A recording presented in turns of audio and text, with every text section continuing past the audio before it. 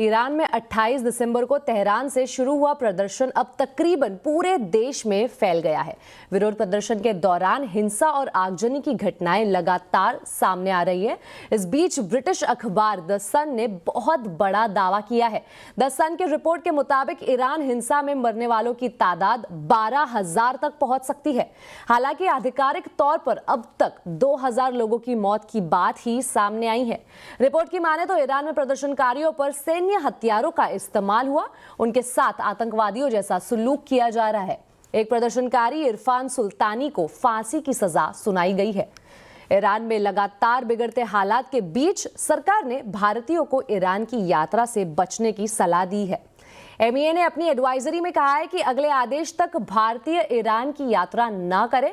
यही नहीं, तेहरान फौरन छोड़ देने का भी सलाह दी गई है। उन्होंने कमर्शियल फ्लाइट या किसी भी ट्रांसपोर्ट के दूसरे साधन से ईरान से निकल जाने की सलाह दी गई है।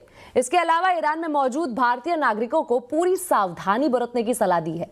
उन्होंने विरोध प्रदर्शन या रैलियों वाले क्षेत्रों में जाने से बचने के लिए कहा गया है।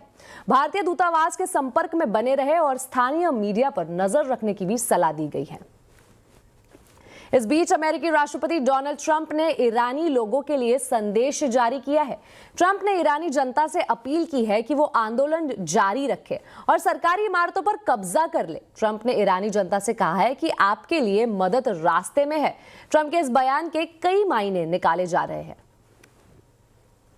To all Iranian patriots, keep protesting, take over your institutions if possible, and save the name of the killers and the abusers that are abusing you. You're being very badly abused. I say save their names because they'll pay a very big price.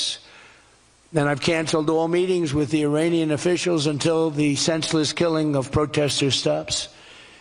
And all I say to them is help is on its way. You saw that I put tariffs on anybody doing business with Iran. Just went into effect today.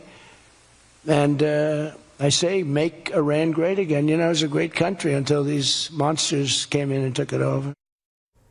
और आवाज अड्डा में भी हम आज Iran पर ही चर्चा कर रहे हैं। मिशन ईरान जरूर जुड़िए शाम 7:57 पर।